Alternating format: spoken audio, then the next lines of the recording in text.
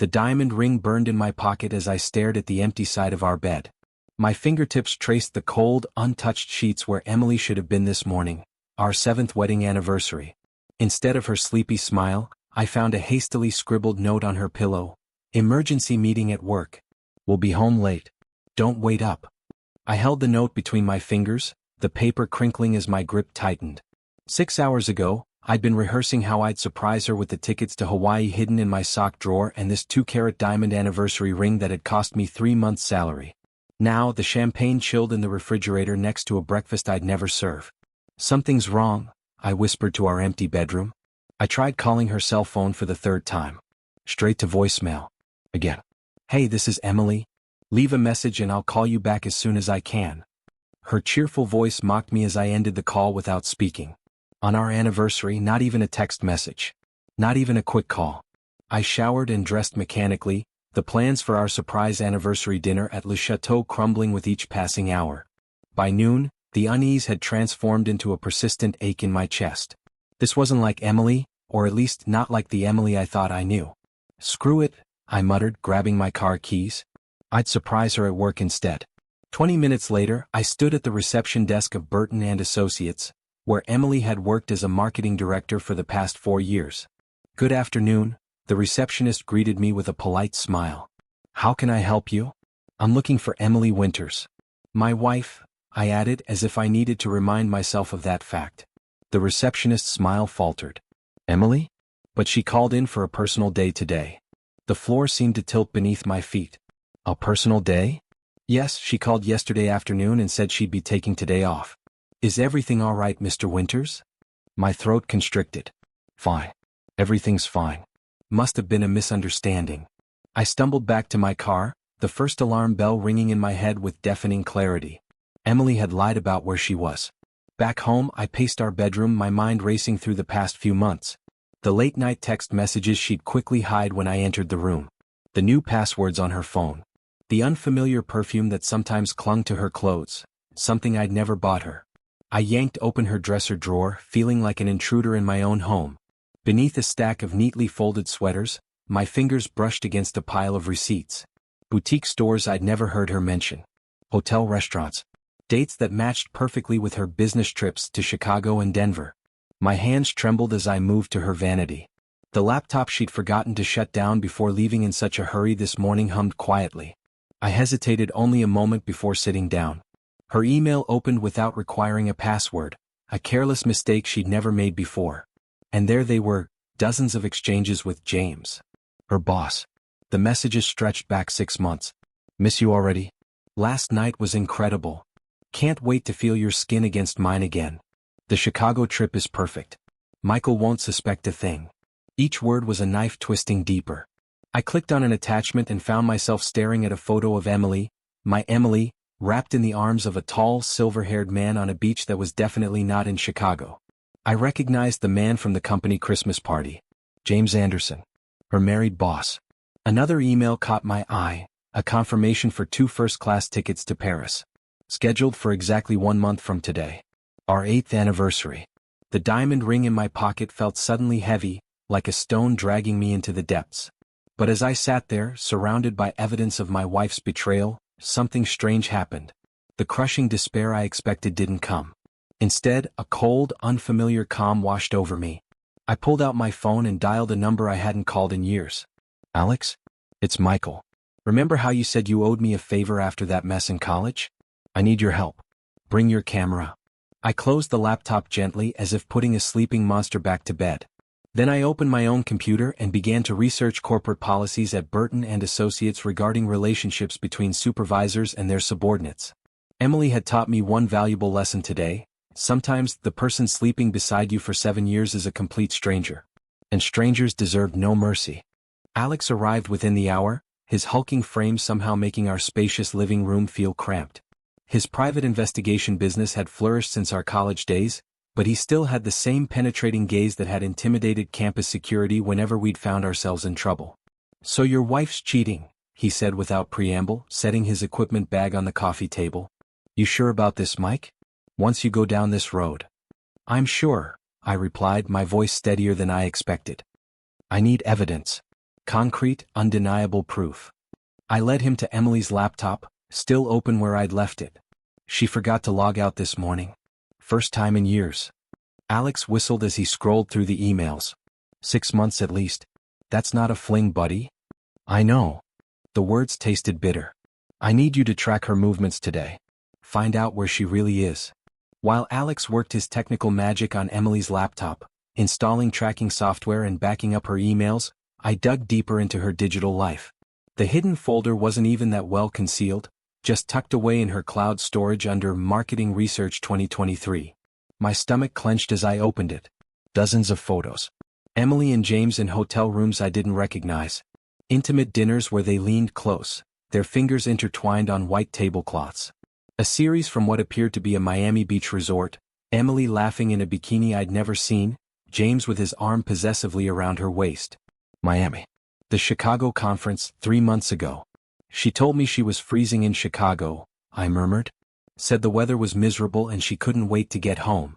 Alex glanced up. Timestamp on those Miami photos? I checked. April 15th through 18th. He typed something into his phone. Weather in Chicago those days was unseasonably cold.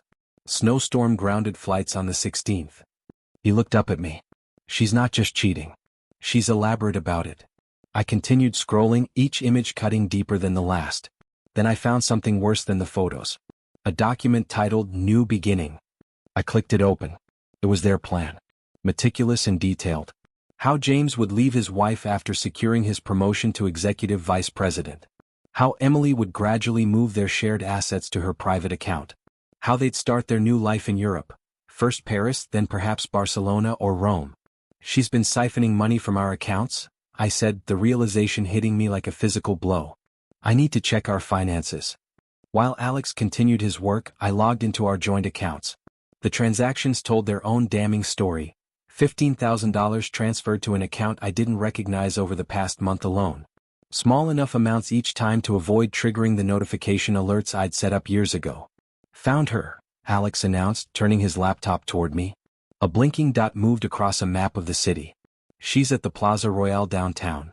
The most expensive hotel in the city, where rooms started at $500 a night. I'll head over there now, Alex said, packing up his surveillance equipment. Get some clear photos, establish a timeline. I need everything documented properly, I said. Time-stamped, location verified. Alex paused, studying my face. This isn't just about divorce, is it? What are you planning, Michael? I met his gaze without flinching. Justice. After Alex left, I called our bank and froze the joint accounts, citing suspicious activity. Then I contacted a lawyer, Catherine Vega, known for handling high-profile divorce cases without mercy. I can see you tomorrow at 9, she said after I explained the situation. There's one more thing, I added. I think my wife might be trying to sell our house without my knowledge. Catherine's tone sharpened. That would be fraudulent. Do you have any evidence? Not yet. But she's been asking strange questions about our property value, and I found searches for real estate attorneys in her browser history. I'll look into it, Catherine promised. In the meantime, don't confront her. Gather evidence, document everything, but maintain normalcy. My phone buzzed with a text from Alex. Got them. They're checking in now. Sending photos.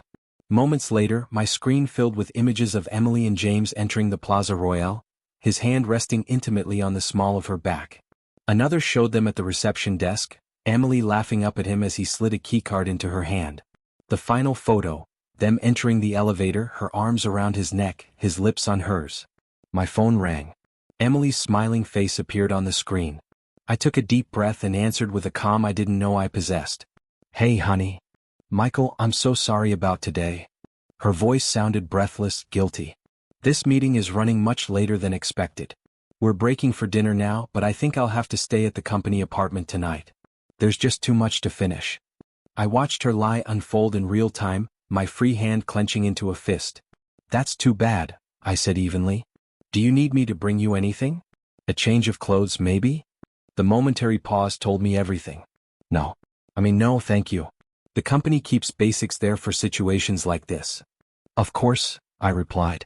Well, don't work too hard. I love you, she added, almost as an afterthought. I know, I answered and ended the call. My phone buzzed again. Alex had sent a video, Emily and James toasting with champagne by the window of their suite, the city lights twinkling behind them. I forwarded everything to Catherine with a simple message: let's destroy them both. I barely slept that night. The images Alex had sent played on endless loop behind my closed eyelids. Emily laughing with James, touching him, kissing him in ways she hadn't kissed me in years. By dawn, my grief had hardened into something cold and unfamiliar. A diamond of rage formed under the pressure of betrayal. My phone buzzed with a message from Alex. They ordered room service breakfast. Going to follow when they leave. Meeting still on for noon. I confirmed and forced myself through the motions of normalcy. Shower, coffee, answering work emails. At 11, Emily texted, meeting running long. Might be late tonight again. Don't wait up. My fingers hovered over the screen before I typed back. No problem. How's the company apartment? Comfortable? Her response came suspiciously fast. Basic but fine. Miss our bed though. I almost laughed at the irony. She missed our bed while sharing someone else's. At noon, I met Alex at a cafe 3 blocks from my office. His expression was grim as he slid a manila envelope across the table. It's all there, he said. Time-stamped photos, video clips, location data. They're not even being particularly careful. I peeked inside at the glossy images capturing my wife's infidelity in high definition. Arrogance, I replied. They think I'm too stupid to notice. Alex leaned forward. There's more. I did some digging on this James Anderson character. He's got a pattern, Mike.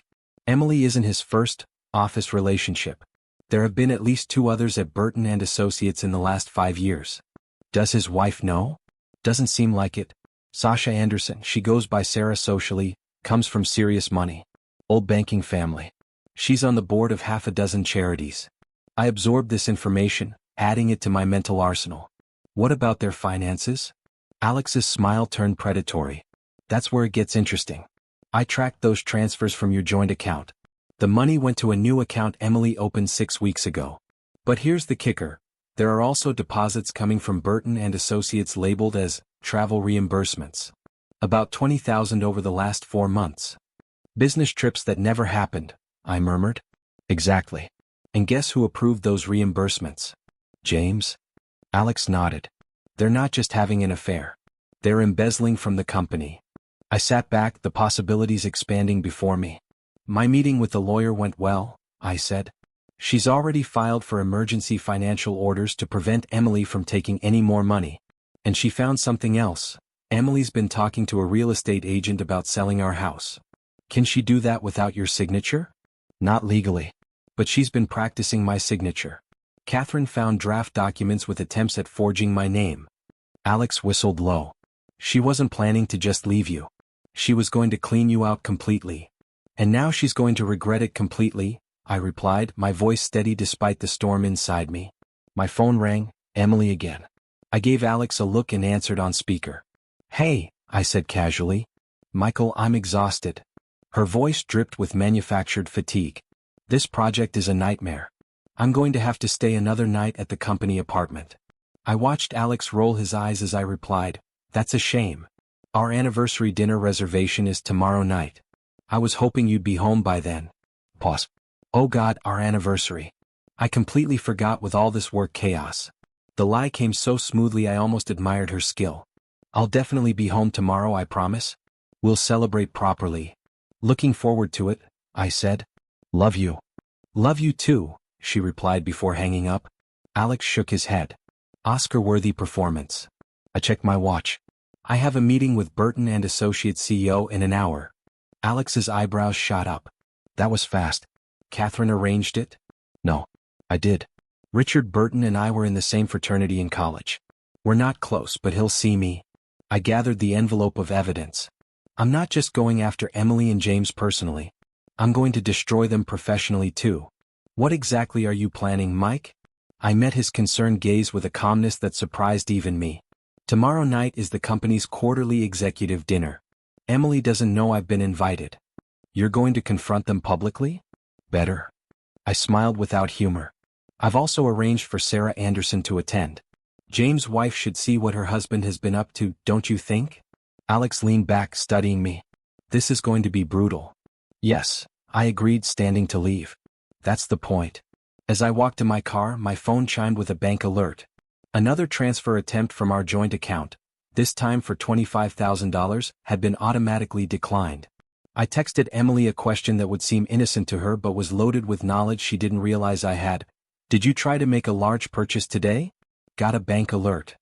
Her reply came minutes later, no. Maybe our account was hacked. I'll call the bank tomorrow. One more lie for the growing collection. One more nail in the coffin of our marriage. And tomorrow night the hammer would fall. Richard Burton's corner office offered a panoramic view of the city. Somewhere in that skyline was the Plaza Royale, where my wife was currently betraying me with her boss. The thought steadied my resolve as Richard welcomed me with a firm handshake. Michael Winters, he said, gesturing to a leather chair. It's been 15 years? Your message sounded urgent. I placed a folder on his glass desk. I wish this was just a friendly alumni catch-up, Richard. His expression turned serious as he leafed through the documents I'd prepared. Financial records, photos, email printouts, all meticulously organized. When he looked up, his face had hardened. James Anderson is your chief marketing officer, I began. My wife, Emily, works directly under him as marketing director. Richard nodded slowly. I know who they are. Emily's done exceptional work for us. They're having an affair, I said bluntly. Normally that would be just my problem. But they're using company resources to fund it. I walked him through the evidence. Falsified business trips, padded expense reports, company credit card statements showing hotel charges in cities where no corporate business was conducted. These conference stays in Miami, Chicago, and Denver? I pointed to the records. Emily was with James at luxury resorts. Your company paid for their romantic getaways. Richard's jaw tightened as he examined the documentation. How long have you known? I just discovered everything yesterday. Our anniversary, I added, though I knew it meant nothing to him. I'm sorry, he offered, seemingly genuine. This is a clear violation of our ethics policy. Relationships between managers and direct reports must be disclosed to HR, and James knows that. He tapped the financial documents. But this is criminal. Fraud, embezzlement. There's more, I continued. James has a history of inappropriate relationships with subordinates at Burton and Associates. This isn't his first time. Richard's eyes narrowed. What are you talking about? Melissa Daniels in 2020. She transferred to your Seattle office suddenly. And before her, Karen Levitt, who left the company entirely in 2018. His face registered recognition. How did you? I have friends who are good at finding information, I said simply. Both women were pressured to leave after their relationships with James ended. Neither filed complaints because they feared for their careers. Richard leaned back, processing. Michael, I appreciate you bringing this to my attention. We'll launch an internal investigation immediately. James will be suspended pending. No, I interrupted. Not yet. He frowned. I don't understand. Tomorrow night is your quarterly executive dinner. Emily and James will both be there, correct? Yes, all department heads and their deputies attend. I leaned forward. I'm asking for 24 hours before you take any action. Let them attend that dinner without warning. Understanding dawned on his face. You want to confront them publicly. I want justice, I corrected. And yes, I want them to face consequences in front of their peers. But more importantly, I don't want them to have time to coordinate their stories or destroy evidence. Richard studied me for a long moment. This feels personal. Of course it's personal, I replied evenly. My wife isn't just cheating on me, she's been systematically draining our accounts and planning to leave me financially ruined. But I'm also doing you a service, Richard. James Anderson is a liability to your company. How many sexual harassment lawsuits are you willing to risk? That struck a nerve. Corporate executives understood risk management better than emotional appeals. 24 hours, he finally agreed. No warnings, no heads up to either of them. But I'll need to brief our legal team before the dinner. Fair enough, I nodded. Oh, and I've taken the liberty of inviting Sarah Anderson to join us tomorrow night. His eyebrows shot up. James' wife? How did you manage that? I told her the truth, I said simply. She deserved to know just like I did. As I stood to leave, Richard asked the question I'd been expecting. What exactly are you planning for tomorrow night, Michael? I met his gaze steadily. Justice, Richard. Nothing more, nothing less. On my way out, I noticed a framed mission statement on the wall. Burton and Associates. Built on integrity, powered by trust. The irony wasn't lost on me. My phone buzzed with a text from Alex. "They're checking out of the hotel. Want me to keep following?" I replied, "Yes. And then I need you to set up recording equipment at Ristorante Milano for tomorrow night. I want everything captured." His response came quickly, "Consider it done. You holding up okay?" I paused before answering truthfully, "I'm not sure I recognize myself anymore. But I'm not stopping." That evening, Emily called again with another elaborate lie about working late. I played along, pretending I still believed in the person I'd married 7 years ago. "I miss you," she said, her voice honeyed with false affection. "I miss the person I thought you were," I replied, but only in my mind. Instead I said, "Get some rest. Tomorrow's a big day." She had no idea how big it would actually be. Ristorante Milano glittered with understated elegance, its private dining room transformed for Burton and Associates' quarterly executive dinner. Crystal glasses caught the light from ornate chandeliers while white-gloved servers circulated with champagne. I adjusted my tie in the lobby's mirror, the unfamiliar weight of Alex's recording device pressing against my ribs beneath my jacket. "You're clear on the signal?" Alex asked through my earpiece, monitoring from a surveillance van outside. "Crystal," I murmured, spotting Emily through the entrance. She looked stunning in a black dress I'd never seen before, probably purchased with our joint funds for James's appreciative eyes. Our gazes met across the marble floor. Her expression cycled rapidly from shock to confusion to panic. "Michael." She hurried over, her voice pitched higher than normal. "What are you doing here?" I smiled pleasantly. "Richard invited me. We were fraternity brothers in college, didn't I ever mention that?" Her face paled slightly. "No, you never did." "Well, surprise." I offered my arm. "Shall we go in together? It is our anniversary after all." Her fingers clutched my sleeve with uncomfortable pressure. "Michael, this is just a work dinner. It might be boring for you." "Nonsense," I interrupted. "I'm looking forward to finally meeting everyone you work with, especially your boss, James. You mention him so often." Through my earpiece, Alex whispered, "James just arrived. Looking nervous." Emily's grip tightened. "Michael, maybe we should talk outside first." "And miss the champagne?"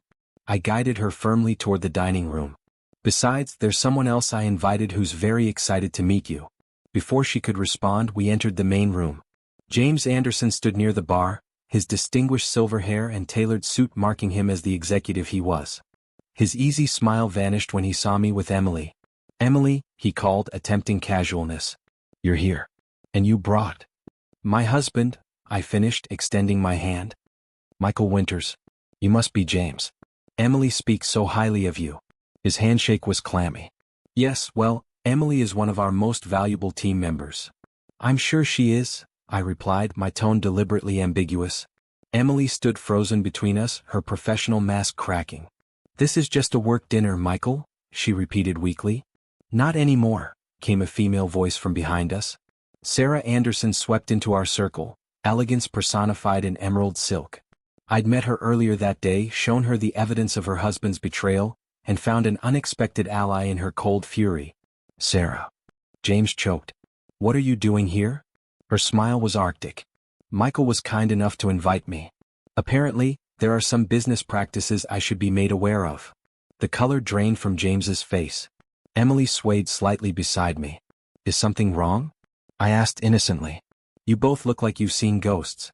Richard Burton chose that moment to approach our group, his expression professionally neutral despite knowing everything that was about to unfold. "Ah, Michael. Glad you could make it." He shook my hand firmly. "And Sarah, wonderful to see you again. I believe dinner is about to be served." The next hour was excruciating performance art. Emily barely touched her food, jumping at every clink of silverware. James alternated between desperate glances at my wife and placating smiles toward his own. Sarah maintained flawless small talk while occasionally meeting my gaze with grim understanding. After the main course, Richard tapped his glass for attention. The room quieted. "Before dessert, I have a brief announcement," he began. "Burton and Associates has always prided itself on ethical business practices and transparency. Unfortunately, we've discovered some concerning financial irregularities." Murmurs rippled through the executives. Emily's hand trembled around her water glass. "An internal audit has revealed unauthorized expenses and falsified business trips," Richard continued, his gaze sweeping deliberately to James. "We've launched a full investigation effective immediately." James's tie suddenly seemed too tight. Richard, perhaps we should discuss this privately. Actually, I interrupted, standing slowly, I believe I can shed some light on those irregularities. Every head turned toward me. Emily whispered, Michael, don't. I ignored her. For those who don't know me, I'm Michael Winters, Emily's husband. I reached inside my jacket pocket. And I'd like to share something with all of you. I pulled out the flash drive containing everything, the photos, the emails, the financial records, and held it up. This contains evidence of an affair between my wife and her boss, James Anderson. It also documents how they used company funds to finance their relationship, falsified expense reports, and committed what I believe constitutes fraud. Gasps echoed around the room. Richard nodded to a staff member who connected my drive to the projection system. Michael, please, Emily begged, gripping my arm. We can talk about this privately. I gently removed her hand. We're past that point, Emily. Far past it. The screen illuminated with the first image. Emily and James embracing in the Miami hotel room, the timestamp clearly visible. Emily lurched to her feet, knocking over her chair. James followed suit. This is an invasion of privacy, he sputtered, looking desperately around the room. Funny, Sarah remarked icily. That's exactly what your affair was, an invasion of my privacy and Michael's. The next images appeared, falsified expense reports beside hotel receipts, the dates matching perfectly. Security, Richard called calmly. Please ensure that Mr. Anderson and Ms. Winters remain until we've concluded this presentation. I believe our company legal team will have questions. Emily's face crumpled as she finally understood. There would be no escape, no explanation that could save her. Not from the end of her marriage, not from the destruction of her career, not from the public humiliation unfolding around her. And as I watched her world collapse, I felt nothing but a cold, clear sense of justice being served. The aftermath of the revelation dinner unfolded with methodical precision. Within 48 hours of Emily and James's public exposure, my lawyer Catherine had filed our divorce papers, citing adultery, financial fraud, and emotional cruelty. The documents landed on Emily like physical blows when the courier delivered them to the budget motel where she'd taken refuge. Mr. Winters? Catherine's assistant called through my office door. Miss Vega is on line 1. I picked up the phone, swiveling to face the city skyline. Catherine. Any developments? Several, she replied, her voice crisp with professional satisfaction. The judge granted our emergency petition to freeze all of Emily's personal accounts based on the evidence of fund transfers.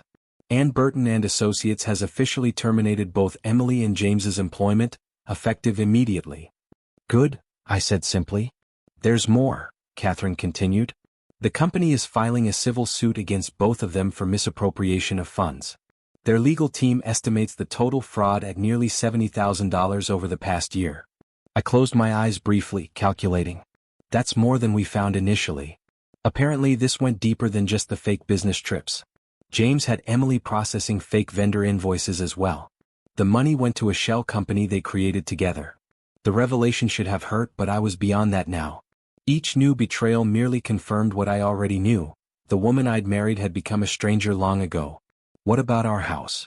I asked. That's actually why I called. We've discovered that Emily did sign preliminary papers with Coastal Realty 3 weeks ago. She forged your signature on the listing agreement. My grip tightened on the phone. Can they prove it? The handwriting analysis is conclusive. This is criminal forgery, Michael. The police want to know if you intend to press charges. I hadn't expected this decision so soon. What's your recommendation? Catherine was silent for a moment. Legally, pressing charges strengthens our position in the divorce proceedings. It establishes a clear pattern of deception and criminal intent. Personally, that's entirely your call. After we hung up, I sat motionless, watching clouds drift past my window. The man I'd been 7 days ago, the trusting husband planning an anniversary surprise, would never have considered pressing criminal charges against his wife. But that man was gone. My phone buzzed with an unfamiliar number. I answered cautiously. Michael? It's Sarah. Sarah Anderson, James's wife. Her voice sounded different, stronger than at the dinner. Sarah, how are you holding up? Better than expected, she replied with surprising firmness. I've filed for divorce this morning. My lawyer says the infidelity clause in our prenuptial agreement means James gets nothing. I hadn't known about their prenup. That's decisive. 20 years of marriage and he threw it away for, She stopped herself. Sorry? I didn't call to vent. I wanted to thank you for telling me the truth even though it hurt. And to let you know that I'm willing to testify in your divorce proceedings if needed. Her offer caught me off guard. Thank you. That's generous considering the circumstances.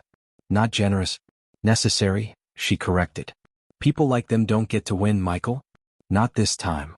After Sarah's call, I found myself driving aimlessly, eventually parking near the park where Emily and I had once spent Sunday afternoons planning our future. My phone rang again, Emily for the 5th time that day. Against my better judgment, I answered. Michael, please, she began immediately, her voice raw from crying. We need to talk. This has gone too far. Too far. I repeated incredulously. You lied to me for months. You stole from me. You were planning to abandon me after taking everything we built together. It wasn't like that, she protested weakly. James, he pressured me. He said he'd ruin my career if I didn't help him. Stop lying, Emily, I said wearily. I saw the emails.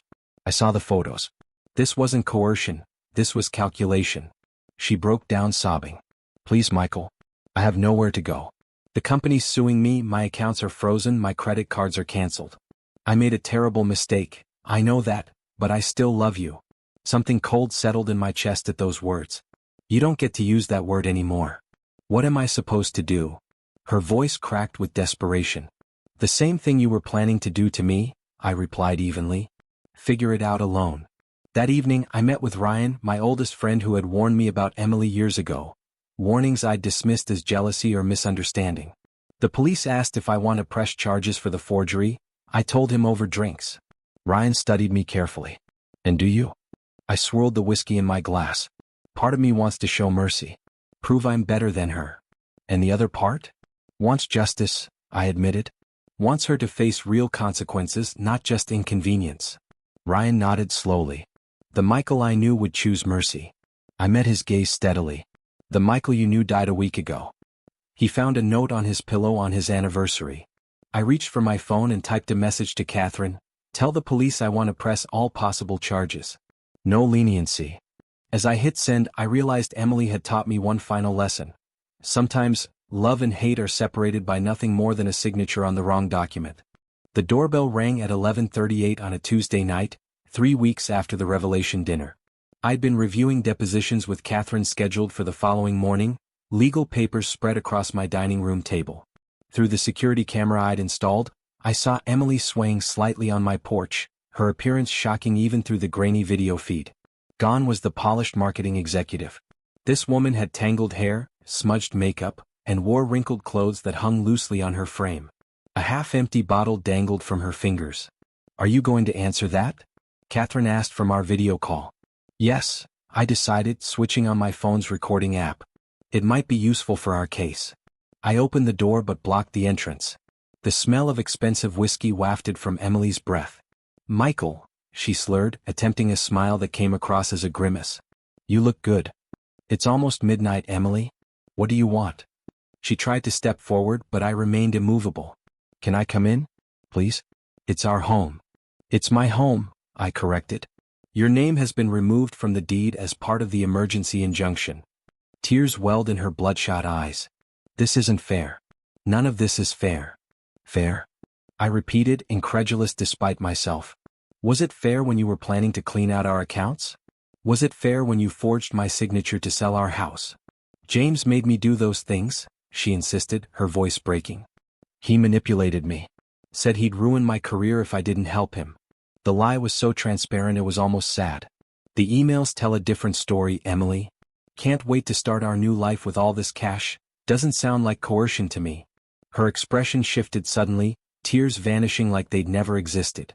You had no right to read my private emails. And you had no right to betray our marriage vows, I countered.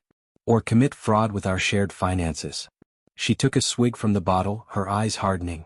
You know what? James was right about you. You've always been weak, pathetic.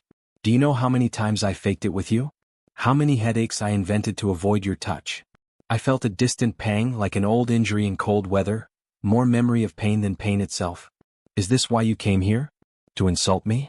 She laughed bitterly. I came because I have nowhere else to go. My accounts are frozen, my credit cards canceled. I'm living in a roach-infested motel because you had to be so goddamn vindictive. Your choices led you there, Emily. Not mine. Her mood shifted again, tears returning on command. I made a mistake, Michael. A terrible mistake. But we had 7 years together. Doesn't that count for anything? It counted for nothing to you when you were sleeping with James. She stepped closer, her voice dropping to a whisper. I still love you. We can fix this. I'll go to therapy, counseling, whatever you want. What I want is for you to leave. Emily's face contorted. You're really going through with the criminal charges? After everything we meant to each other? Yes. I'll kill myself, she threatened suddenly. Is that what you want? My death on your conscience. The words were calculated to devastate, to manipulate, classic Emily tactics that once would have worked. I pulled out my phone and dialed 911 with deliberate calmness. What are you doing? She demanded. Hello, I spoke into the phone. I need to report a suicidal individual at my residence. I gave the dispatcher my address. Yes, she's currently threatening self-harm. She appears intoxicated and emotionally unstable. Emily's eyes widened in panic. I didn't mean it. Hang up. I continued providing details to the dispatcher while Emily's threats devolved into curses. When blue lights appeared at the end of my driveway minutes later, she attempted to flee but stumbled on the lawn. The female officer approached carefully. Sir? We received a call about a suicidal individual. That would be my soon-to-be ex-wife, I explained, handing her my still-recording phone. She's intoxicated and threatened to kill herself if I proceed with criminal charges against her. Emily struggled as the second officer intercepted her. He's lying. I never said that. It's recorded, I said simply, along with her admission that her claims of being coerced by her lover were false. The officers exchanged glances. Ma'am, we're going to need you to come with us for a psychiatric evaluation, the female officer explained. You can't do this to me. Emily shrieked as they guided her toward the patrol car. We have a court order prohibiting her from approaching me or this property, I added, retrieving the document from inside. She's in violation of that as well. As they drove away, Emily's face pressed against the rear window, contorted with rage. I felt a strange emptiness where satisfaction should have been. Ryan appeared from his car across the street, having arrived shortly after I texted him when Emily first showed up. You okay? He asked, joining me on the porch. I don't know what I am anymore, I admitted. But I'm thinking about taking your suggestion. Moving away? I nodded. There's nothing left for me here except painful memories. Ryan clasped my shoulder. My offer stands. The Seattle office would hire you in a heartbeat. As we went inside, I glanced back at the empty street. The life I'd planned with Emily had died weeks ago. Perhaps it was time I stopped living in its grave. The county courthouse loomed like a stone fortress against the autumn sky. I straightened my tie as I climbed the steps beside Catherine, her confident stride a sharp contrast to the nervous energy coursing through me. Remember, she said, no matter what Emily or her attorney say, maintain your composure. The evidence speaks for itself. Inside, the polished marble corridors echoed with hushed conversations and clicking heels. We were directed to Courtroom C, where our divorce proceedings would begin alongside the hearing on Emily's financial fraud. Mr. Winters. A thin man with wire-rimmed glasses approached us. Harold Finch. I've been appointed to represent Mrs. Winters. Catherine raised an eyebrow. Court appointed? What happened to Simmons? Finch adjusted his glasses uncomfortably. Mr. Simmons withdrew from the case yesterday. I was assigned this morning. That explained the desperate phone calls from Emily that I'd ignored. Her expensive lawyer had abandoned her, likely after discovering the full extent of her deception. The courtroom doors opened, and there she was. Emily looked like a shadow of herself, wearing a department store suit instead of her usual designer clothes. Our eyes met briefly before she looked away, whispering furiously to her new attorney. Judge Mariana Santos entered, her stern expression sweeping across the room. We're here for case number 2078 CR, Winters vs. Winters, concerning divorce proceedings and related financial matters. The next 2 hours unfolded methodically as Catherine presented our evidence. Bank records showing Emily's systematic draining of our joint accounts, forged documents for the house sale, emails detailing her plans with James. Then came our ace. Catherine called forward a forensic accountant who had traced Emily's financial activities back years. Your Honor, the accountant testified, my investigation revealed Mrs. Winters established a pattern of financial deception dating back approximately 3 years. She opened multiple credit accounts in Mr. Winter's name using forged signatures. This was new information even to me. Catherine had discovered it just days ago. The judge turned to Emily sharply. Mrs. Winters, are you aware that identity theft and forgery are felony offenses? Emily's face drained of color as her court-appointed attorney fumbled through his notes. When Emily took the stand, her testimony was a desperate patchwork of contradictions. She claimed she'd been manipulated by James, then admitted to initiating their affair. She denied knowledge of the forged credit applications, then suggested I had authorized them verbally. Judge Santos was unmoved. Mrs. Winters, I must remind you that you are under oath. During a brief recess, I stepped into the hallway for air. My phone buzzed with a text from Ryan. How's it going? I texted back, better than expected. Emily's lawyer quit yesterday. His response was swift, justice catching up with her. Stay strong. When court resumed, the bombshell dropped. The prosecution presented a statement from James Anderson, who had struck a plea deal. In the statement, the prosecutor read, Mr. Anderson claims that all financial improprieties were initiated and executed primarily by Mrs. Winters, who, quote, had extensive experience in manipulating financial documents and convinced me it would never be discovered. Emily shot to her feet. He's lying. It was his idea. Mrs. Winters, sit down, Judge Santos ordered sharply. The betrayal on Emily's face was almost pitiful. James had thrown her under the bus to save himself, just as she tried to blame him. Judge Santos didn't need long to render her decision. Based on the evidence presented, this court grants the divorce petition on grounds of adultery and financial misconduct. Mr. Winters retains sole ownership of the marital home and all contested assets. Emily slumped in her chair as the judge continued. Furthermore, Mrs. Winters is ordered to repay all misappropriated funds totaling $97,642, plus legal fees. Regarding the criminal charges of forgery and attempted fraud, this court refers the matter to criminal proceedings with a recommendation that the district attorney pursue all applicable charges. The gavel struck with finality. Emily remained motionless as her attorney whispered urgently to her. Outside the courtroom, Catherine shook my hand firmly. Congratulations, Michael. Clean break, full financial recovery, and she'll likely face criminal penalties. What happens to her now? I asked, surprised by my own question. Catherine's expression softened slightly. Honestly? She'll probably accept a plea deal to avoid jail time, but she'll have substantial fines, probation, and a criminal record that will follow her for life. Later that afternoon, I received an unexpected call from Sarah Anderson. It's over, she said without preamble. My divorce was finalized this morning. James got nothing except his clothes and personal items. Congratulations, I offered genuinely. He's taken a job in Delaware, she continued. Some small company desperate enough to overlook his history. And I heard about your court victory today. Emily must be devastated. I suppose she is, I admitted. Though it's hard to feel sympathy after everything she did. Sarah was quiet for a moment. Do you think you'll ever be able to trust anyone again? After something like this? The question caught me off guard with its rawness. I don't know, I answered honestly. I'd like to think so eventually. Me too, she whispered.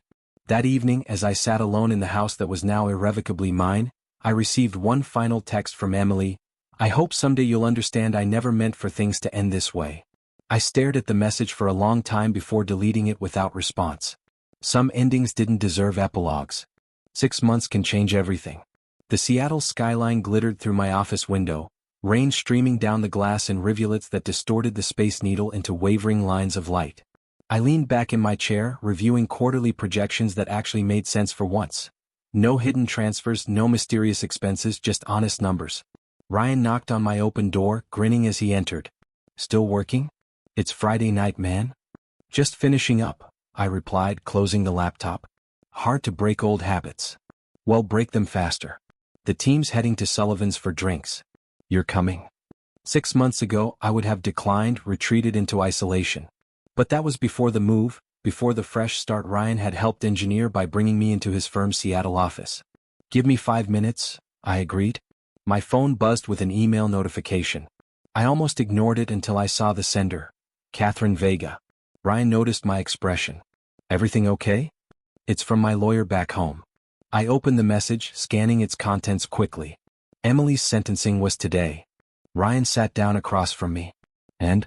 18 months probation, 40,000 in fines, and 200 hours of community service.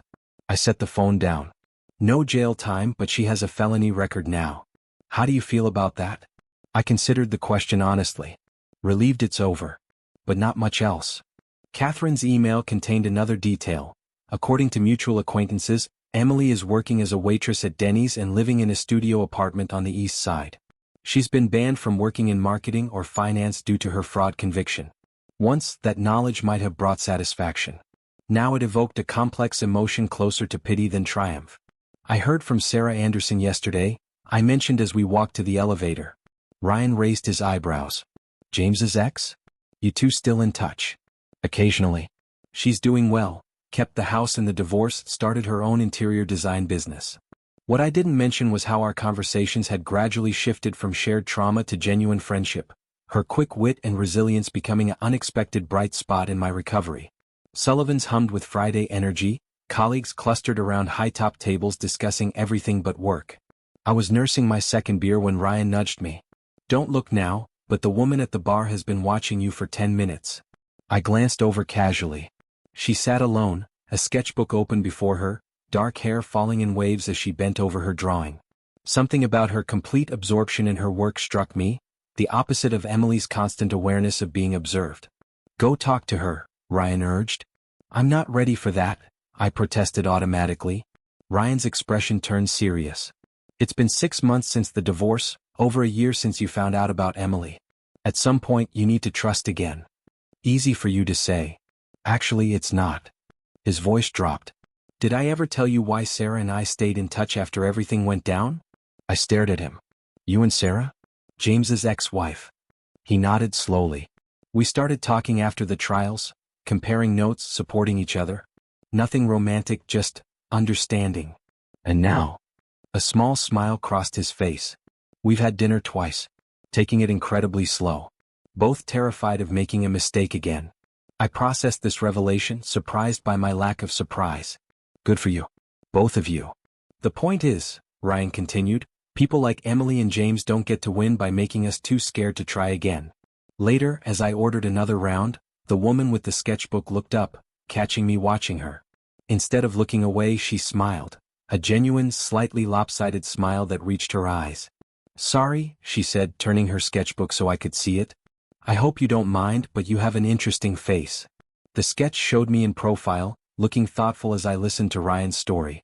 Something about seeing myself through a stranger's eyes, not as a victim or a vindictive ex-husband, but simply as a person worth drawing, loosened something in my chest.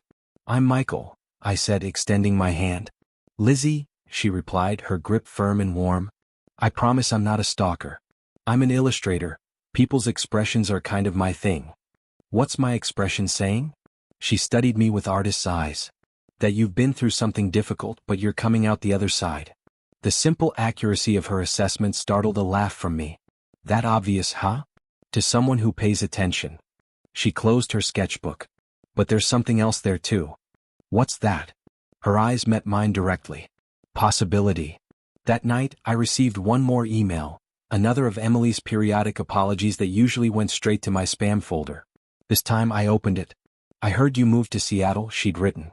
I hope you're finding peace there. I'm still trying to find mine. For the first time, I typed a brief reply. I wish you well, Emily. Then I deleted her contact information completely. Not out of anger or bitterness, but because some chapters needed to stay closed for new ones to begin. 2 years after finding that fateful note on my pillow, I stood on the balcony of my Seattle apartment, watching the sunset paint the city in shades of amber and gold. Lizzie moved beside me, her hand finding mine with the easy familiarity we developed over the past 18 months.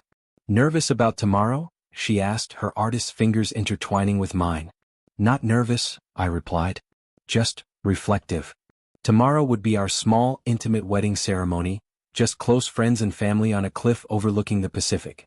The antithesis of my elaborate first wedding to Emily, which in retrospect had been more performance than celebration. My phone buzzed in my pocket.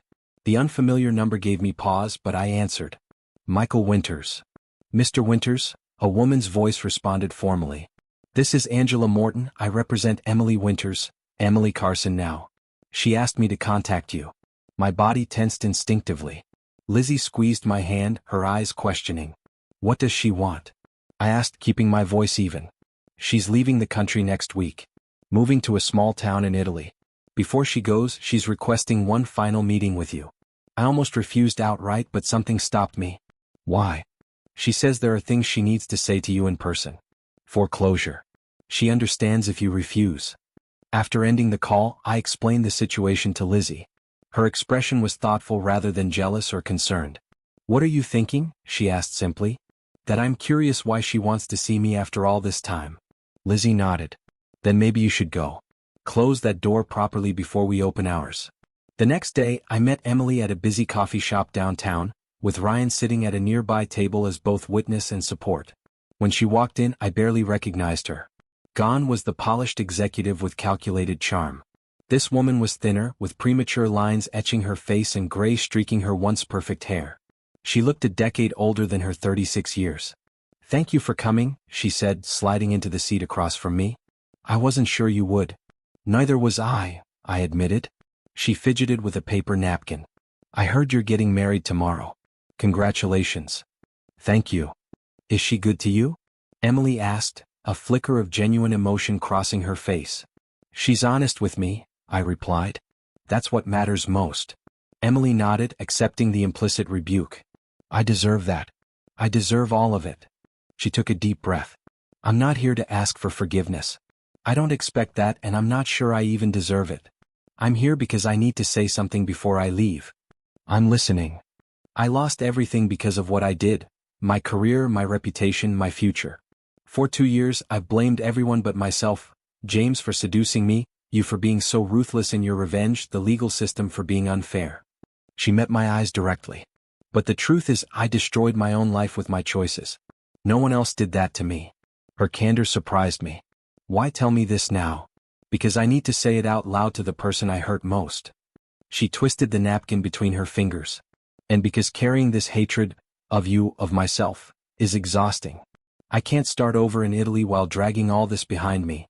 So this is for your benefit, not mine? I observed without rancor. Yes, she admitted. But also because you deserve to hear that I know the truth now.